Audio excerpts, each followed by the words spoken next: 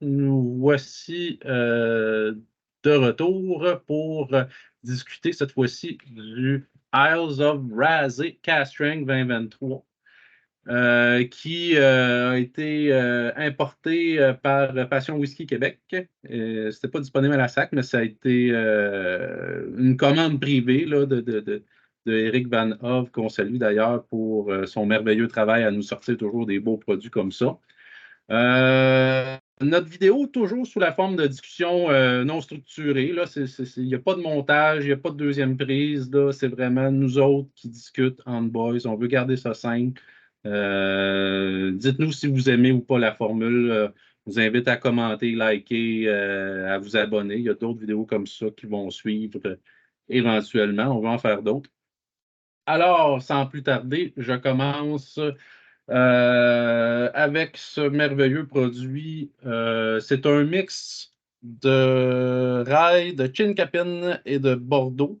On a 3 fûts qui sont peat, 3 fûts qui sont on-peat. On a mélangé ça ensemble, pardon. Donc, un mélange de 6 fûts différents.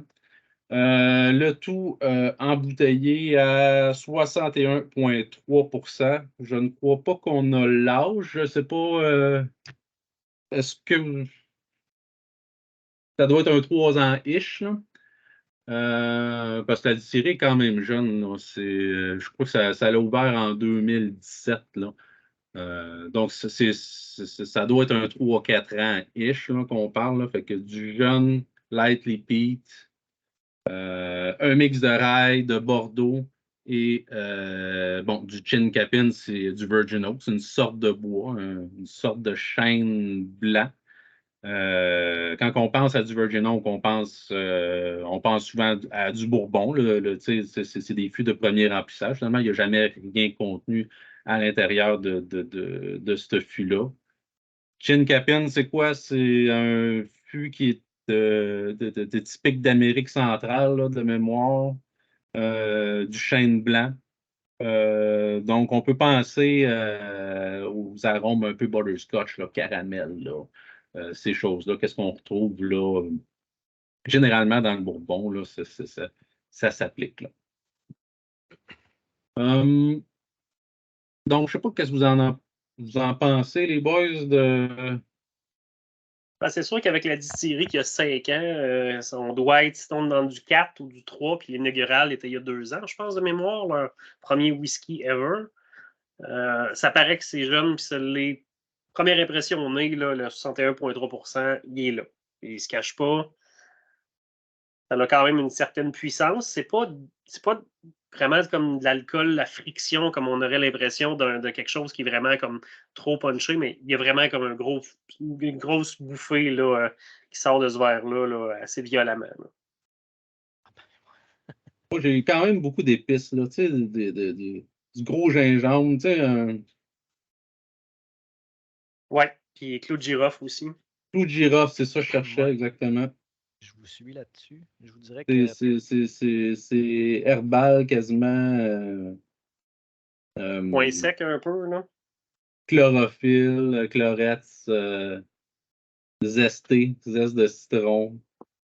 Ouais, un peu. Un petit côté plus tropical, peut-être qui ressort du Bourbon légèrement. Mais peu de présence du Bordeaux. Honnêtement, s'il est là, il est bien caché parce que pour l'instant, ça fait faire 3-4 minutes que mon verre respire. Je vois rien de ça. On a le petit peat quand même feu de camp. Là, c'est pas un gros peat, la frogish, non, c'est très léger. On a vraiment un léger peat au nez. Et, il y a un petit côté anis aussi que je viens de remarquer. Là, un petit réglisse noir. Là. Ah, ouais, ben, ça match avec notre clou de girofle de tantôt. Là. Moi, je l'avais là, notre mentholé, chlorette, ces compagnies. Là. C'est sûr que je pense que leur trademark n'est peut-être pas un whisky de très haut ppm. Je pense que j'ai lu que ça se maintenait aux alentours de 10, 12, 13, 14 ppm. Fait que c'est probablement très léger. Peut-être contrairement à toi, Alex, moi je suis pas un gars à vin rouge. Tu dis qu'il est peut-être bien caché, mais on dirait que moi c'est peut-être parce que je ne vais pas dire que j'aime pas nécessairement ça, mais moi c'est ça qui me colle le plus. Peut-être que je mélange l'arôme, Mais si je Je suis ne l'ai un pas amateur de. encore. OK. C'est ça la chose. Peut-être que ça va être plus en bouche, mais tu sais, contrairement à la tonne d'autres finitions sur le marché, qui est soit des vins sont fortifiés ou c'est des alcools de plus haut taux, souvent ça a une caractéristique marquée qu'on va voir là, mais du vin de Bordeaux, si c'est pas quelque chose qui est mis de l'avant dans une finition qui va paraître, souvent ça va être dur à trouver au travers de ça parce que c'est un vin, là, c'est pas comme tu mets un vieillissement de 3 mois en fût de rhum, puis là, ça goûte quasiment juste la tarte au sucre. Là, on est vraiment plus dans un petit quelque chose au travers. Peut-être qu'après, laisser respirer encore un peu ou en bouche, on va avoir quelque chose de plus intéressant. Mais là, le Bordeaux, moi, je le trouve vraiment dur à trouver. Ouais, je suis d'accord avec toi, mais moi, je pense que probablement que ça va plus sauter aux yeux à ceux qui aiment moins ça, là, les finitions qui sont plus vineuses, là, le côté plus vineux. Là. Mais moi, personnellement, ce qui me saute d'en face, c'est le côté épicé du rail. Là. C'est probablement la première chose qui m'a agressé presque. Là. Ça commence, mais on dirait qu'il y a peut-être un petit peu de pruneau qui vient qui arrive tranquillement pas vite. Là. Petit raisin ou. Mais c'est sûr que si c'est un. Tu sais, on parle de 6 casques, comme tu dis, Alex, c'est sûr qu'il est probablement très. Le Bordeaux est peut-être très, très, très dilué ou très minime. Ou, ben, des fois, on me dit, ceux qui aiment moins quelque chose sont plus vocales, là, comme même dans l'actualité. Ceux qui sont pas pour quelque chose, mais peut-être quand tu n'aimes pas quelque chose, on dirait que c'est comme un petit peu quand tu cherches quelque chose parce que tu veux aimer un produit, à l'inverse où tu veux le détester. C'est plus facile de trouver quelque chose dans cette direction-là. Un petit placebo négatif. Peut-être que si tu m'avais pas dit qu'il y avait un peu de vin rouge, j'aurais jamais dit au nez que c'était ça. Là, mais, moi, ma théorie là-dessus, c'est que les deux autres cas sont très dominants par rapport au vin. Là. Moi, j'ai l'impression là, que du Virgin Oak, ça domine, puis c'est pas long. Là. Ça prend pas beaucoup de temps là, pour vraiment donner des grosses arômes de Virgin Oak. Et le rail, un peu la même chose, c'est quand même assez très dominant. Là. Fait qu'après ça, ton petit Bordeaux, derrière ces deux casses-là qui sont quand même assez dominants, j'ai l'impression qu'il va aller plus s'effacer derrière ça. Mais il est quand même là. J'y ai goûté. Puis là, pas mal en plus. me concentrant en bouche, je l'ai. Le petit côté vineux, effectivement. Là. Puis, contrairement au nez, là, en bouche, une fois que l'alcool a un peu là, diminué, parce que la première gorgée, on s'entend, c'est explosif. Après la deuxième, la troisième, le côté fruit sec, le côté date, un petit peu au travers de tout ça, mais les épices du rail, il y a comme un petit combat qui se forme au travers de tout ça. C'est pas déplaisant, honnêtement. C'est intéressant de voir ce mix-là parce que j'ai pas de référence sur de quoi de similaire. D'avoir comme puis les finitions en fût de rail, en Écosse, c'est relativement rare. On s'entend qu'ils sont très, très sur leur 100% orge maltais, puis que c'est toujours une direction. Puis les finitions en fût de rail, ça commence plus à être nouveau, en tout cas, en termes de nouveaux types de produits. Puis ça donne, c'est pas, honnêtement, c'est spécial. Je pourrais pas dire de quoi d'autre. Ils ont découvert ça en Écosse récemment. Ben, récemment. C'est notre cher Bill. L'idole de Martin qui, Bill Lamzen. qui a starté ça, je crois, là, des finitions en fût de rail comme ça. Là, je me souviens plus du Glenmore en tant que tel. Là. Oui, c'était le Spicos, ça se peut-tu? Spios? Yo, c'est ça, exact. Oui, écoute, là, j'ai l'air fou un peu parce que je connais pas mon Bill.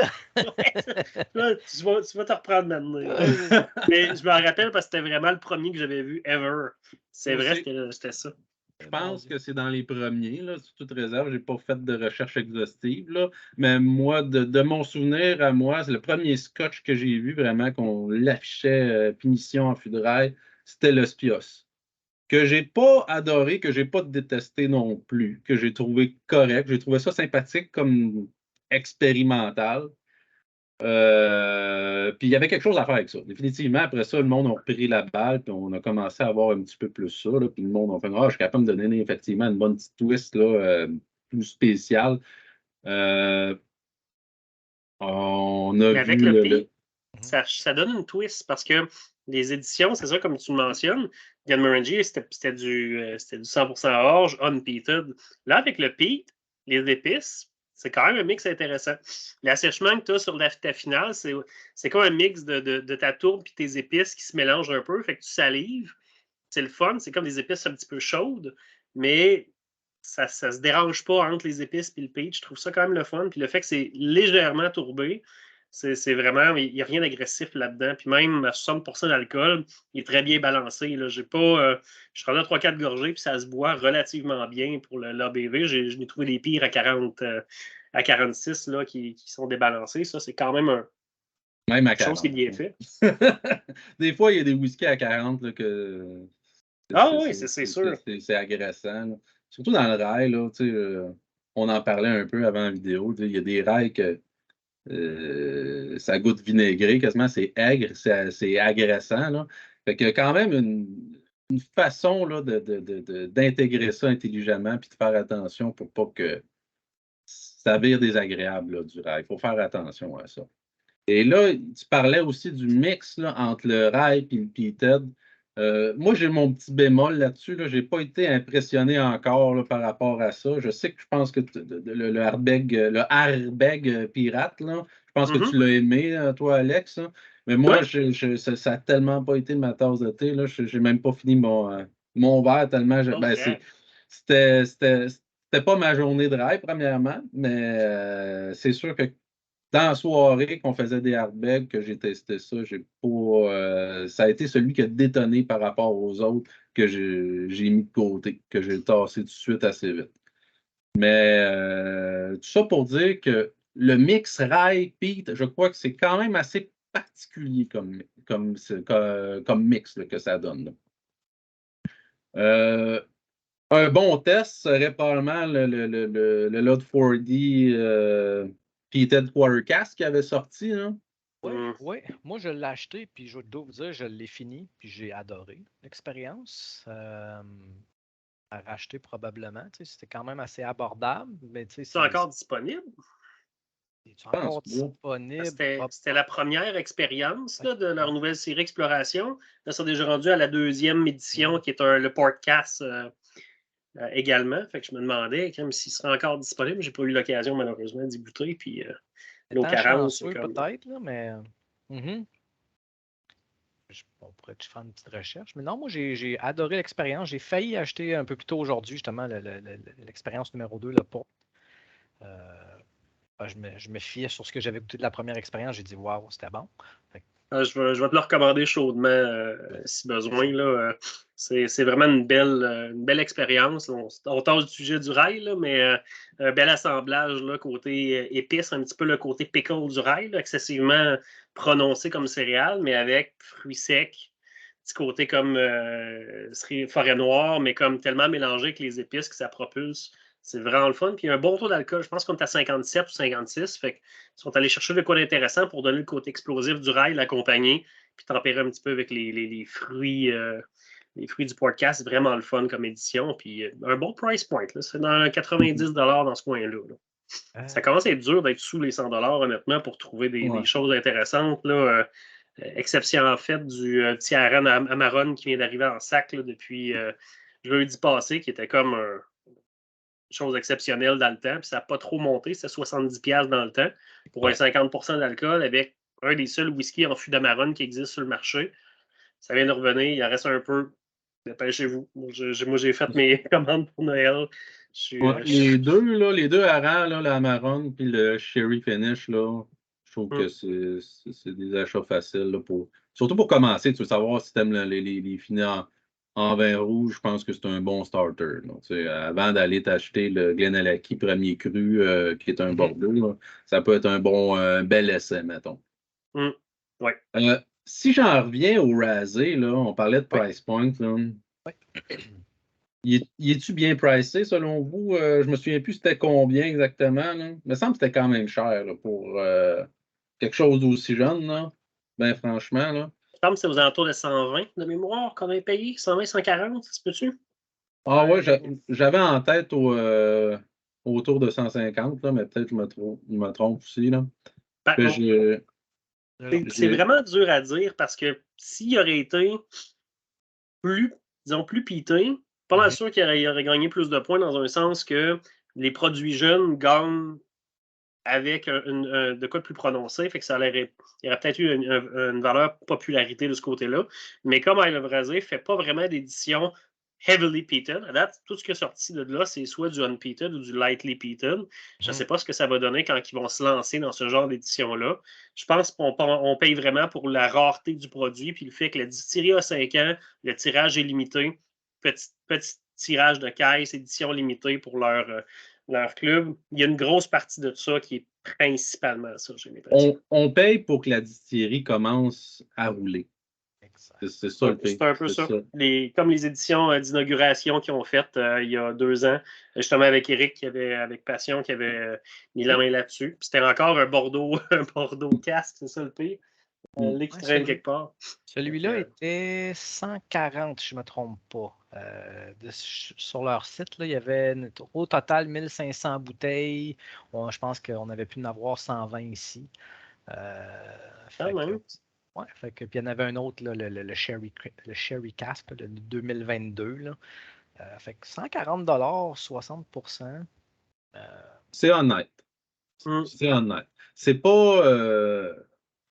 pas extraordinairement un bon rapport qualité-prix, mais c'est pas non plus quelque chose que j'ai l'impression que je me fais avoir. Le price point devient dur, vraiment. Avant, c'était quasiment 10$ l'année. C'était ça le barème. Là, aujourd'hui, ça n'a plus de sens, honnêtement. Trouver des bons produits sous 100 $ devient quand même un bon défi quand on commence à expérimenter. Surtout dans le castring. En plus du castring, là, on ne parle même pas de single cask ou d'embouteilleur indépendant. Fait que rendu là, c'est une perspective de qu'est-ce que tu veux payer pour qu'est-ce que tu veux obtenir. Parce qu'avec le choix limité qu'on a au Québec, d'avoir accès à ça, honnêtement, tu te dis, bon, mais c'est ma bouteille j'ai 3-4 bouteilles de ce genre-là par année pour avoir quelque chose de plus limité. J'essaie des choses, puis je sors un peu du répertoire que la SAC m'apporte. Des fois, on est chanceux, ils ont du stock qui arrive une fois de temps en temps, qui mène un petit peu le besoin d'aller chercher ça, puis qu'il y a des bons trucs, mais la plupart du temps, c'est probable, Eric, qu'il y a les bons pics pour aller chercher de quoi d'inusité ou de quoi qui permet de découvrir un petit peu plus. Là. Puis ça, je pense que ça en fait partie, honnêtement. C'est juste pour découvrir la distillerie, d'avoir un petit peu le fait de l'assemblage. Honnêtement, l'assemblage est bien fait, l'alcool est bien contrôlé. Il y a quelque chose de le fun sur ce produit-là. C'est juste pas excessivement complexe, c'est normal. L'âge n'est pas là. Puis ça va avoir une particularité avec le rail qui apporte quand même de quoi d'assez niche. Il faut le découvrir pour savoir si on aime ou pas. Mais en tout cas, l'assemblage rail et peat, encore légèrement tourbé. Je trouve que ça donne un assemblage intéressant. J'ai hâte de voir ce qu'ils vont faire plus tard, mais il faut le prendre comme il est. Puis c'est un whisky probablement de 4 ans d'âge top. Puis on va avoir l'expérience. C'est un assemblage tellement particulier, là, puis on en parlait aussi. Je suis même pas capable de trouver un opener. J'aime ça souvent me trouver des openers, faire une lignée, mais il est tellement dans son monde, il est tellement tout seul de son côté que, effectivement, c'est une expérience à prendre en tant que telle. Là. Probablement entre l'Écosse et le rail canadien, on est quelque part entre les deux. Là. Et je pense que ça démontre vraiment le potentiel de la distillerie. Là. C'est une jeune distillerie, puis oui, on paye un peu pour ça, mais je dis ça pour faire l'avocat du diable parce que après ça, il y en a d'autres qui vont dire ouais, mais pour ce prix-là, j'ai un HP Castrang, mettons, puis HP a fait ses preuves. Puis Razé, il y en a encore à donner si je veux arriver à ce niveau-là. En même temps, c'est ça, quand tu te dis est-ce que j'encourage la petite distillerie qui est en train de démarrer puis que est en train juste de faire les éditions qu'elle peut, puis elle prévoit son stock pour le futur, comme Aaron l'a fait en 95, comme Kiloman fait un petit peu plus tard. Puis ça a toujours été comme la direction, c'est d'être capable d'avoir un fonds de roulement. À l'inverse, tu as les distilleries qui vont charger le même prix, mais la moitié du prix, c'est l'histoire du marketing ou c'est l'édition spéciale qu'il y a quelqu'un qui fait un signe sur la bouteille. En même temps, il y a aussi que toi, tu consciemment mets ton argent pour encourager X ou Y, honnêtement. Peut-être avoir le choix entre les deux, je pense que je viserais donner l'essai à Razé. Puis Puis pour l'édition inaugurale, qui était aussi bien fait. C'était le fun de voir, mais c'est jeune. Puis il faut avoir ça en tête quand on encourage. Comme quand les gens achètent du whisky québécois puis qu'ils se disent je vais essayer quelque chose, je vais essayer de voir qu'est-ce qu'on peut faire ici. Puis ils savent un petit peu en arrière de leur pensée qu'ils encouragent du local plus que vraiment ils vont avoir une expérience à tout casser. Parce que le whisky de Côte-des-Saints ou de Circa qu'ils vont acheter, ben, tu as probablement au même prix un Bowmore 12 ans ou quelque chose qui est beaucoup plus mature, puis tu auras une meilleure expérience. C'est sûr, objectivement parlant, tu ne seras pas gagnant côté goût pantoute, mais tu peux découvrir des choses différentes. C'est ça, il faut arriver là puis être en mode découverte, mettons.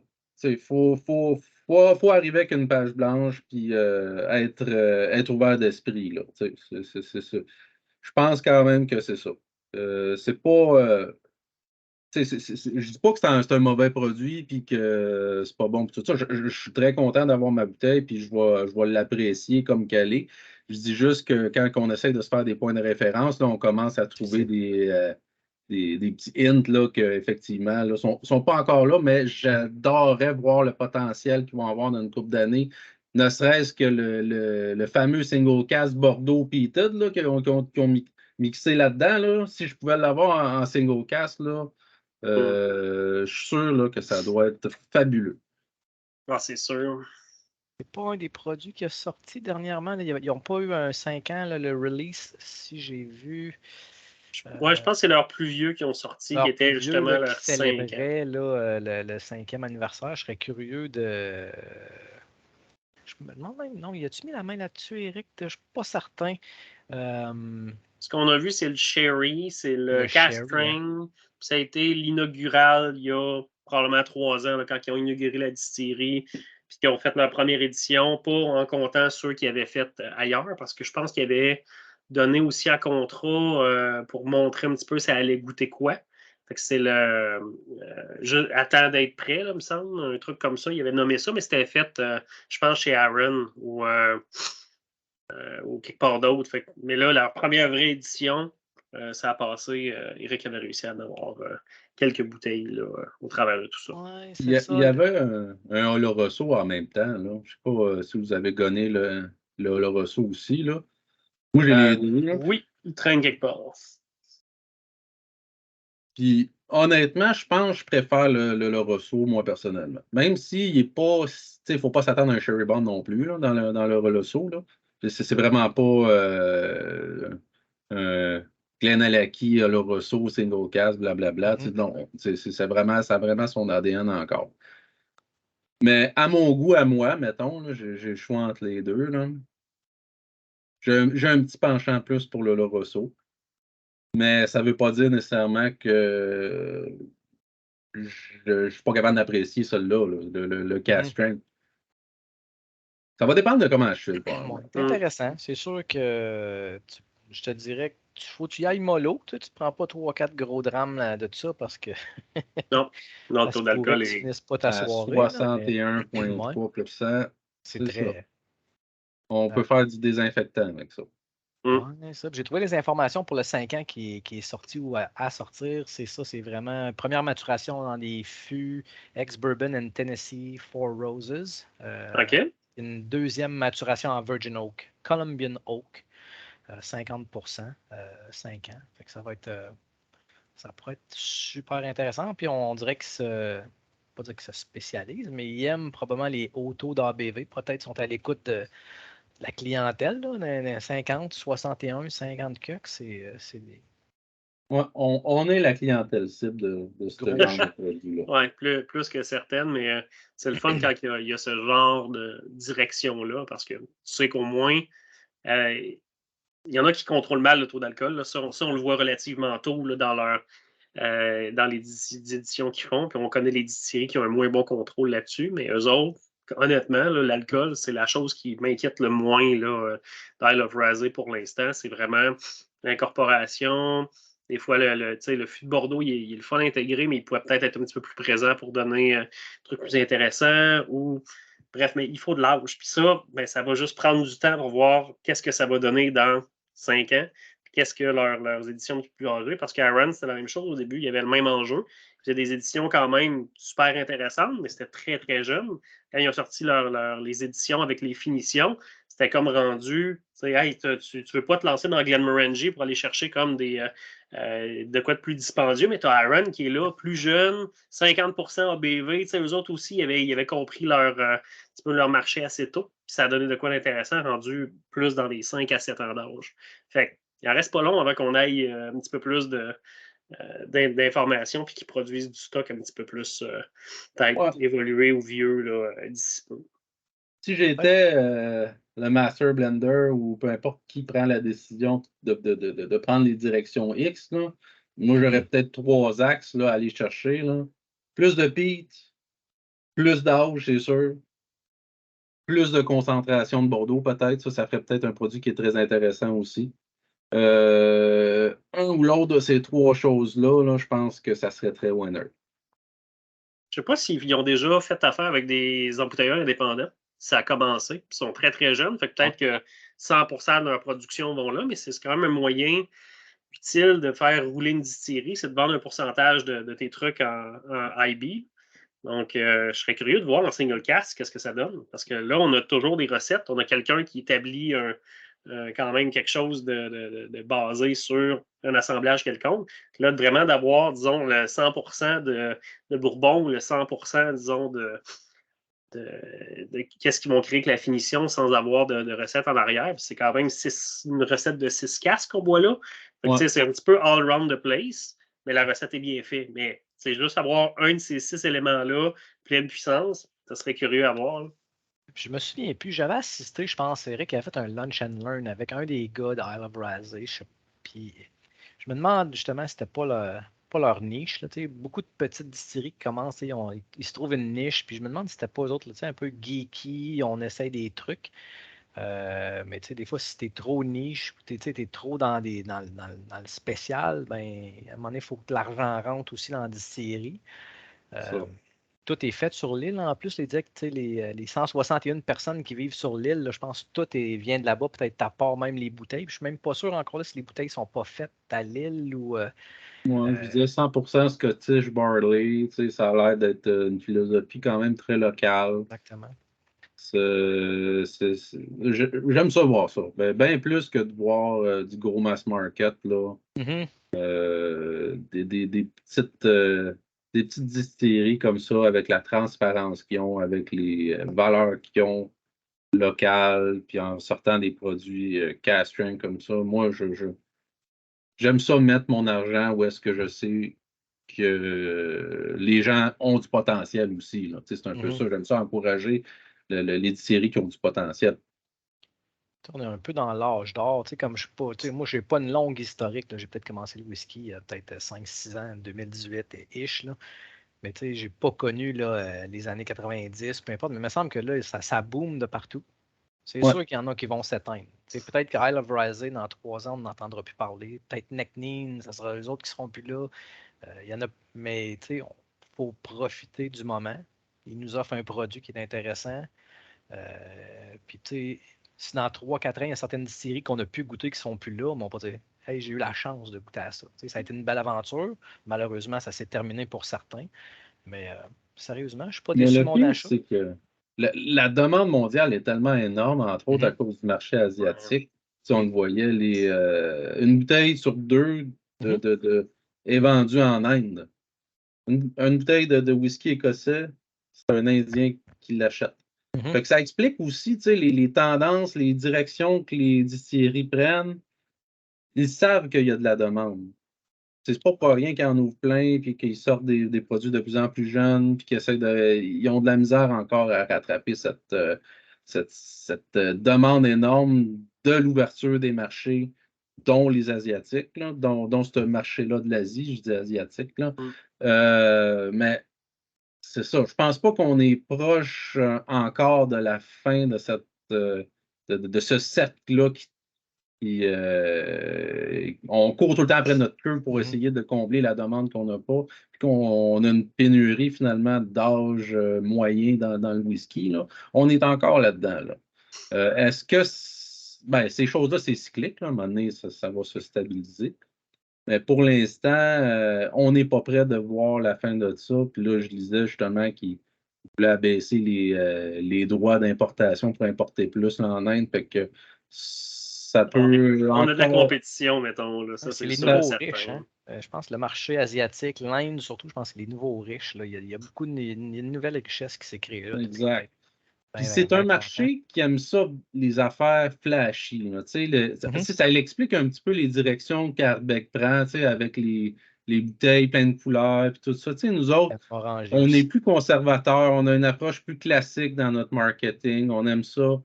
Tu sais, il y a mettons là, le marketing avec l'association des Aston Martin, puis des autos, puis du scotch. Ça, c'est classique, conservateur. Ça vise un marché nord-américain. Ça vise vraiment le marché occidental. Mais quand on arrive là, avec les grosses bouteilles flashy, puis les fleurs sur les bouteilles, les dragons, ça vise Anamorphique, clairement.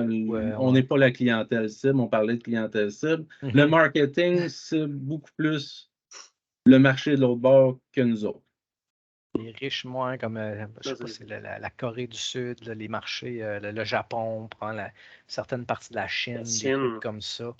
Donc, puis il y a beaucoup de richesses là-bas aussi quand même, mais juste au niveau du graphisme, des bouteilles, de graphisme des boîtes, tu vois que certaines sont. C'est les Johnny Walker de chaque année, du dragon, Oui, du lapin. C'est très, très orienté sur ce genre de marché-là parce que probablement que la plus grande part de marché qu'ils ont sont dans ce secteur. Puis, fait intéressant, pendant que je fouillais, parce que je cherchais un petit peu sur Razzie pour avoir de l'info, c'est la seule distillerie en Écosse que tu peux aller dormir. Là. Il y a un hôtel intégré à la distillerie. Fait que si tu t'en vas te perdre sur l'île, tu as l'occasion de rester là. Un groupe jusqu'à 12 personnes, ce qui est quand même vraiment génial. Souvent, vu que les distilleries sont dans les îles assez reclus, il faut que tu prennes le ferry pour te rendre là. Ben, tu peux aller faire ton tour de whisky, dormir là, repartir le lendemain. Puis il y a des possibilités de prendre des repas. C'est absolument génial. Je l'ai appris là.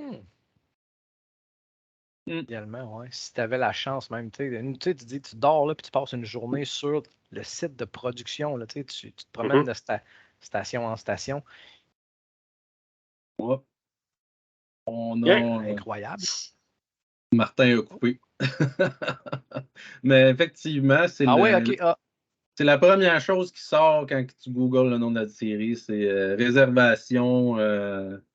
Oui, je sais. C'est la première chose, les accommodations, l'hôtel Distillery of Islay. T'es comme, ça doit être le fun. Puis ils ont vraiment des expériences avec des trucs tout inclus. Fait allez jeter un coup d'œil. Écoutez, c'est quitte à passer là. Il y a une tonne de prix pour rester là. Puis le site a l'air d'être vraiment, vraiment cool. C'est une. Je pense qu'on serait rendu à notre tour de table là, pour conclure. Là. J'aimerais ça avoir votre input. Là. Go, no go, on achète-tu, on essaye-tu avant. Vous diriez quoi à quelqu'un? Il faut penser aux plusieurs types de personnes. Il y en a qui commencent, il y en a des plus avancés, il y en a des qui ont des goûts différents aussi. Est-ce que vous recommanderiez ça, cette bouteille-là? Personnellement, écoute, étant donné que c'est quelque chose qu'on ne peut pas avoir de façon à tous les jours en SAQ et tout ça, moi, je suis content de mon achat. S'il reste encore des disponibilités en ligne, moi, personnellement, je le recommanderais. C'est sûr qu'on dit 140 $, c'est peut-être pas un gros investissement. Pour certains, c'est un gros investissement. Pour les plus geeks et verse, des fois, les bouteilles sont beaucoup plus dispendieuses que ça. Personnellement, moi, c'est un achat à tout le moins de l'essayer. Si vous avez un chum qui en a une, goûtez-y à tout le moins, là, mais définitivement. Honnêtement, pour ce que c'est, peu importe le prix, j'achèterais ça. Je suis heureux, honnêtement. C'est une expérience le fun. À tomber dedans à répétition, puis à le réessayer, puis à le réessayer. Vu que c'était pas la première fois que je le goûtais là, c'est toujours un petit peu plus. C'est un assemblage qui est quand même très, très riche. C'est 6 types de casques avec finition différente, avec le prix. Ils sont allés avec une recette relativement unique. Puis, comme je n'ai pas de référence à avoir déjà goûté de quoi de similaire, je dis, ça vaut la peine d'avoir cette impression-là. Fait que le mélange de Bordeaux avec le rail, avec le bourbon au travers, d'essayer de décortiquer ça, c'est un challenge le fun. Puis il n'y a pas vraiment d'équivalent. Fait que c'est pour essayer une fois, c'est sûr et certain. Puis c'est sûr qu'elle va se vider. Puis que je vais probablement essayer de peut-être, s'ils font une édition 2024, de réessayer, voir où ils sont rendus où. Parce que c'est le fun à aussi voir évoluer une distillerie qui est assez. Ses premiers balbutiements, d'essayer des choses à gauche, à droite. Ça ne sera pas toutes des réussites ou des comme on a là, qui est bien. Mais la distillerie est jeune. Il faut juste s'attendre au fait que ça ne sera pas l'expérience équilibrée, balancée. C'est un 61% d'alcool. Mais on en a pour notre argent parce que si ça vous tente de rajouter un petit peu d'eau dedans, le mettre à un 48 plus confortable, honnêtement, c'est un test à faire. Puis on a la possibilité de le faire. Fait que, je veux dire, tant qu'à ça, pour notre argent, moi, sans hésiter. Très bon point. Je n'ai même pas pensé à amener ma petite pipette à eau pour essayer de voir qu'est-ce qui pourrait en ressortir. Oh boy, on va partir un débat. Ajouter ou ne pas ajouter de l'eau. Toi, M. JP, est-ce que ça serait un achat? Moi, si j'ai à parler à un débutant tout green qui commence, qui n'a pas goûté à grand-chose, je ne dirais pas que ça devrait être dans ses priorités d'aller chercher cette bouteille-là. Je crois qu'on est du côté de l'exploration, qu'on est du côté geek du whisky. On est du côté où je me cherche un produit pour me sortir de ma routine. Je suis plus en train de découvrir c'est quoi de l'Orosso, c'est quoi du PX, c'est quoi du P. J'ai fait le tour de ça. Là, je suis en train de tomber dans l'expérimental. Puis je cherche des nouveaux noms, des nouvelles distilleries. Alors là, je pense que c'est une bonne option d'aller vers ça. Encore là, je pense qu'il faut quand même relativiser sur les goûts. Est-ce que j'ai déjà goûté un rye peated? Est-ce que j'ai déjà goûté à un mix de fini rye? Est-ce que j'ai connu le Spios? On a nommé le Ardbeg. Si ces choses-là, ça vous parle, probablement que on est dans le style ou pas loin. C'est quand même dans son coin, là. Il y a quand même une connexion à faire avec ces produits-là. Puis je pense que ça peut être un flag que c'est un produit qui vous convient. Pour ma part, je trouve ça correct pour le prix. Je suis satisfait de ce que j'ai là. Je suis satisfait de ce que je bois. Est-ce que c'est dans mes préférés? Non. Est-ce que c'est quelque chose que je trouve pas bon? Non. C'est vraiment juste, je me trouve quand même chanceux d'avoir eu accès à cette bouteille-là, de pouvoir goûter puis de continuer mon exploration parce que je suis rendu là. C'est un peu ça. Puis je pense qu'il faut être indulgent quand même aussi parce que c'est une nouvelle distillerie puis qu'elle essaie des choses. Puis comme je disais tantôt, j'aime ça mettre mes sous où est-ce que je sais que les gens poussent dans la bonne direction. Alors, pour toutes ces raisons-là, je recommanderais à une personne qui est rendue là. Puis, si vous êtes un débutant tout green, tout nouveau, il y a peut-être d'autres épisodes à aller voir avant ça. Non, ça c'est sûr et certain que c'est plate d'acheter un whisky que tu te fais dire hey, va vers là, c'est super génial, puis que tu cherches dedans, puis l'alcool à 60% et plus, c'est quand même, faut être habitué au castring, il faut savoir comment que ça va assécher, puis d'habituer sa bouche correctement. Fait que c'est certain que c'est pas pour dire qu'on va classer ça avec des pastilles de saveur. Oh shit, non. Mais de mentionner qu'il y aurait des choix plus efficaces pour des débutants, des intermédiaires ou des avancés, ça, c'est sûr et certain que ça serait départageable parce qu'il y a des choses que moi, j'ai adoré quand j'étais amateur, que je regarde même plus aujourd'hui. Mais pour quelqu'un qui démarre, il y a des produits excellents que souvent, j'en passe à côté parce que c'est toujours à la sac, mais il y a quand même des choses super intéressantes à. Tout le monde a passé par les Cotissart de ce monde, les Beaumont 12, les Chevec, tout ça. C'est des excellents steps d'apprentissage pour des styles différents. Mais ça arrête à un point que quand tu es rendu à découvrir, ben, le produit, tu peux l'avoir exploré tonnes de fois. Maintenant, c'est pas des produits qui vont très loin en complexité. Tandis que quand on arrive sur ce genre de produit-là, I Love Rosé, qui a un assemblage très complexe avec une distillerie qui est nouvelle en plus, qui fait des expérimentations, on se retrouve à être confronté à une tonne de choses qu'il faut avoir vues avant pour être capable de décortiquer. Sinon, on va goûter principalement l'alcool, le gros côté des épices, puis ça va comme peut-être nous laisser un petit peu sur notre fin, je pense. Mais Pour ouais. un débutant, là, il va se frapper à plusieurs barrières. Là. Il va frapper le haut taux d'alcool, il va frapper les grosses épices, il va frapper peut-être le léger P, peut-être le rail. Fait que, il y a beaucoup de choses qu'il faut avoir apprivoisées, je crois, avant peut-être de s'embarquer dans ce produit-là. Même Ou ça, c'est d'y mon ou d'y opinion. goûter avant de l'acheter. Si vous avez la Ouais, oui. possibilité, ça serait un produit à essayer avant d'acheter si vous n'êtes pas sûr et certain. Mais ouais. Call me. Call me. Mais Ben, avec si vous avez des tu sais, amis qui s'appellent ouais. Martin ou etc.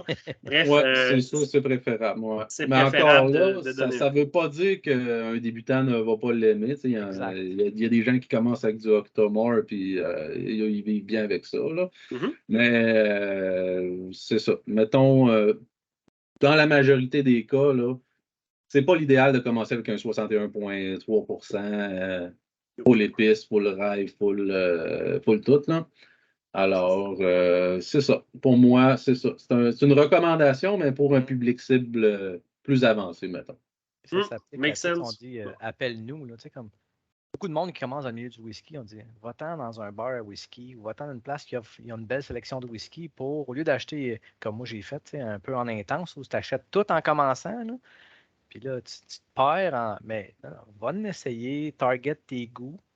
Ben, c'est une niche, là, mais c'est Le un. vrai truc, là, c'est de parler au monde. Tu sais, Mhm. comme, tu sais, on s'est connu avec ça, en jasant sur les réseaux sociaux Exactement. même. Puis on s'est fait plein de connaissances d'amis, puis on se voit. Puis, tu sais, la meilleure façon de découvrir, c'est vraiment avec les gens que tu connais.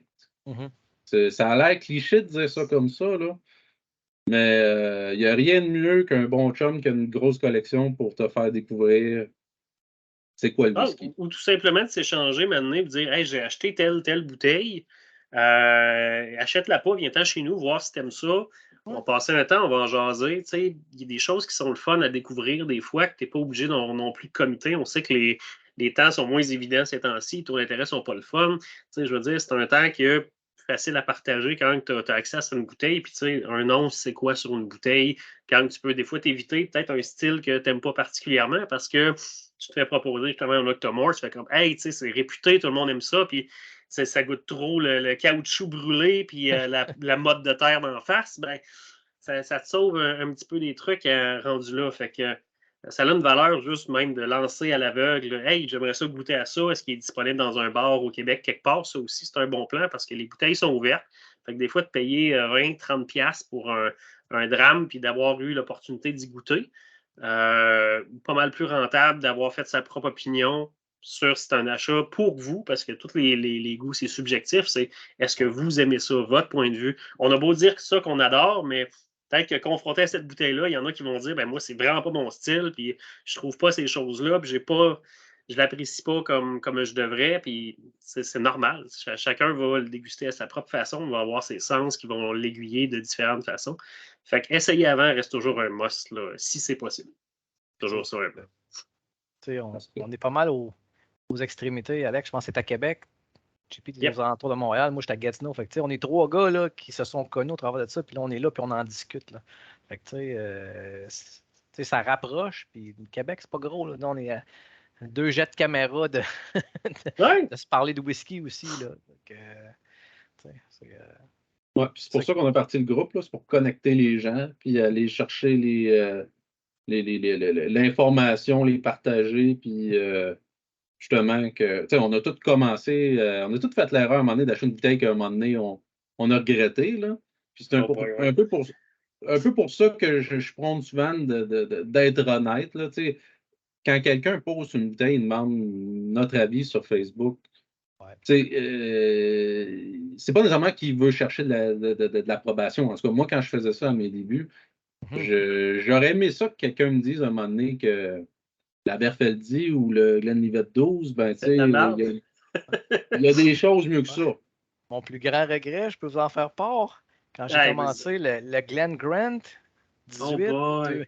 l'année où il avait été nommé par Jim Murray, tu sais, j'ai dit, hey, ça vaut 260$, ça doit être quelque chose, tu sais, t'arrives chez vous, puis tu fais comme, ben, t'as un Ouais, 12 à c'est. côté, t'es comme, Mais... Ouais, Ouais. mais ça, c'est la gym influence. Là. C'est celui qui a Ouais. payé le plus cher À pour avoir l'époque, exactement. Fait que ça, Et ça, c'est de l'expérience. Au moins, tu ouais, as pu effectivement. goûter, tu as pu savoir quoi éviter, mais tu l'as comme. Tu as commencé, tu l'as eu raide dans ce temps-là, mettons, Oh oui, avec mais celle-là. tu sais, des fois, tu dis, ah, la bouteille vaut cher, ça goûte bon, mais tu sais, c'est pas Exact. nécessairement vrai, là, tu sais. Ça, c'est une belle erreur de débutant, là, d'acheter une bouteille en pensant que parce qu'elle est chère, elle est nécessairement meilleure. Eh bon, ouais, exact. Ou Puis qu'elle fit tes goûts, là, exactement. Ça, puis l'âge, c'est les deux choses. L'âge, ça ne veut Ouais. rien dire, non. L'âge, c'est une variable. Le prix, c'est une variable. Mhm. Tu sais, le reste, c'est vraiment une question de, tu sais, des whisky pités qui sont très, très vieux. Il y en a très peu du fait que ben, la tourbe se perd, tu sais, au travers Mhm. des années. Fait que, je veux pas, si tu aimes le goût tourbé, les whisky tourbés vieux vont moins t'intéresser de base parce que si tu veux le côté vraiment tourbé et excessif, c'est des octomores, c'est quoi, 6 ans, 7 ans, top. Mhm. Fait que c'est assez dans ta face parce que c'est jeune, que c'est rentable. Puis de toute façon, goûter à des Lafroig qui sont vieux, quand la frog passe à 18 ans à peu près, là, entre 15 et 18, ça commence à vraiment tourner down le goût, puis la tourbe devient un peu sucrée. Genre, ce que le donne le casque, là, le bourbon reprend le dessus, puis ça commence à goûter un peu sucré. Fait que sur certains embouteillages vieux de la froide, ben, les gens qui recherchent ce médicinal-là ou ce côté très, très terreux, iodé, ils ne le trouveront plus. Ça va tranquillement s'en aller.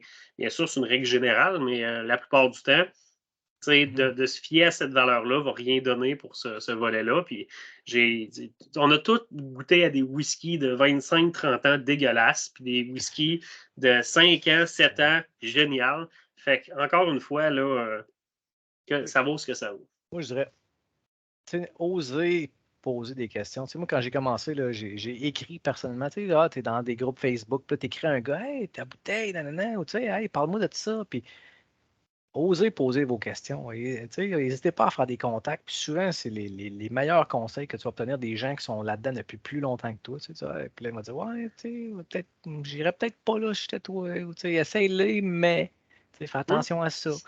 Puis je pense que c'est l'approche à prendre, tu sais, de poser vos questions, s'informer, connecter avec les gens. Puis écoute, moi, tu sais, entre nous trois, je prends lui qui est le plus vert dans la gang, là. Mais écoute, c'est un plaisir ultime là, de poser des questions et avoir des réponses ou des conseils de gens qui connaissent ça plus que toi. Tu deviens meilleur juste de cette façon-là. Là. C'est comme jouer au badminton contre quelqu'un qui est moins bon que toi, c'est plus plate. Mais quand tu poses des questions à quelqu'un qui connaît ça plus que toi ou qui a du vécu, ben, ça te fait grandir. C'est un Puis peu on apprend toujours, là, peu importe le niveau, tous et chacun, on apprend toujours, que ça soit le monde du whisky évolue tellement rapidement, les finitions changent, les règlements, les lois de chaque pays changent. Tu sais, le whisky japonais est en train de changer aussi parce Oui. que la législation est en train de changer la donne. Des nouvelles finitions qui sont autorisées par la Scotch Whisky Association. Tout ce monde-là évolue, puis on apprend tous au même rythme. Là, je veux dire, tout va arriver, puis on va continuer. Puis c'est ça qui fait que c'est le fun, le monde du whisky. Je pense que c'est un petit peu ça qui est dû sa popularité. C'est parce qu'il y a une évolution. Il y a aussi un facteur que c'est intéressant d'avoir une bouteille qu'on peut conserver. Tu adores quelque chose, tu peux bien conserver, tu peux le garder des années sans aucun problème, Ouais. d'être capable de l'apprécier plus tard. Puis dans ce monde-là, ben, essaie les nouvelles céréales aussi. Il y en a. Oui. Je goûte pas mal à du stock assez inusité ces temps-ci. Mais tu sais, des whiskies avec du blé noir ou des whiskies avec des assemblages spéciaux pour donner des caractéristiques qu'on ne trouve pas normalement. Fait, il y en a beaucoup qui veulent, comme un peu la microbrasserie a été affectée il y a quelques années. Là, c'est vraiment dans un stade d'expérimentation beaucoup plus large. C'est un gros carré de sable qu'on n'avait pas avant. Puis ce qui sort, c'est les kilomètres blancs de blanc, les tequilas, les mezcal, les calvados finish. Ça n'a jamais existé ever. Fait qu'on est les premiers à découvrir ça tous ensemble. C'est super intéressant d'être au premier plan de ça puis à Oui. voir comment ça va évoluer avec les années aussi. Tout à fait. Tout à fait. C'est un merveilleux monde qui ne cesse d'évoluer. C'est quand est-ce que ça rentre en vigueur, les changements là, législatifs du Japon, si tu savais-tu? Globalement, c'était par base volontaire jusqu'à un certain point. Fait que là, la plupart des distilleries là-bas qui veulent avoir cette mention-là, parce que ce qu'on avait, c'était des World Whisky. Fait que dès qu'un whisky était embouteillé au Japon, qui soit fait. C'est comme un peu le Taguchi là, qu'on a eu à la SAC. Là, on avait eu un 12, Exactement. 15, 18. Mhm. C'était une affaire comme 15% réellement de whisky japonais, puis le reste, c'était écossais, canadien, américain, importé, assemblé au Japon, vieilli au Japon, mais le malt, l'alcool n'était pas. C'est techniquement des world whisky, donc des whisky du monde. Mais là, la GWA, parce que le Japon aime beaucoup faire pareil qu'à l'Écosse, fait que Scotch Whisky Association, Japanese Whisky Association. Là, globalement, si tu t'inscris là-dedans, il faut que tu garantisses que ta production va être faite là. Fait qu'il y a certains whiskies qui vont. Déjà, je pense, tout ce qui est Suntory, il est marqué World Whisky sur certains de leurs produits qui ne peuvent plus adhérer à ça. Puis sont en train de changer un peu au travers. Je ne sais pas quand ça va être effectif, il me semble que c'est 2025 pour être vraiment conforme. Là, à partir de là, est-ce que les étiquettes vont changer? Est-ce qu'on va se retrouver un peu avec les mêmes normes qu'on voit en Écosse, en Irlande, ou un peu comme ce que le Québec a commencé à faire pour. Ils n'ont pas été clairs, là, to be fair, mais ils ont fait un bon départ là-dedans en indiquant ce qui est embouteillé au Québec, ce qui est produit au Québec, mais qui peut être importé, puis ce qui est fait 100% au Québec. C'est 3 normes différentes à la SAC. C'est pas très publicisé. Ils devraient vraiment le mettre de l'avant parce qu'il y a beaucoup de gin. Ces temps-ci, c'est la fureur. C'est du stock importé d'alcool neutre d'un peu partout, qui est juste assemblé, mis avec les épices ou embouteillé au Québec. Puis ils peuvent mettre comme un sticker dessus. C'est le fun des fois d'encourager ceux qui vraiment distillent localement puis qui font le A à Z au Québec. Fait qu'ils ont pensé une norme pour ça, selon moi, devrait être mieux publicisé. Mais c'est un départ comme une autre. Fait que pour le Japon, il va falloir regarder là, d'ici 2025 qu'est-ce qui va se passer. Je te posais la question de même, c'était pas une pogne, là. Je me souviens plus. Moi aussi, j'avais lu ça, là. Je me souviens plus. Fait que, ouais, ça fait pas mal le tour. Je pense qu'on peut conclure. On a fait une longue conclusion, mais vu que c'était intéressant, on a laissé aller. Je pense pas que les gens vont s'emmerder en écoutant ça. Je pense qu'il y a du bon matériel là-dedans qu'on a discuté. Alors, j'espère que vous avez apprécié. Sur ce, je vous souhaite une bonne journée, un bon week-end, ou je ne sais pas quand est-ce que vous allez nous écouter, mais nous autres, on va en refaire d'autres. Alors, Définitivement. à la prochaine et n'hésitez pas à commenter, à nous dire si vous avez aimé ça ou pas. Ciao. Santé. Santé.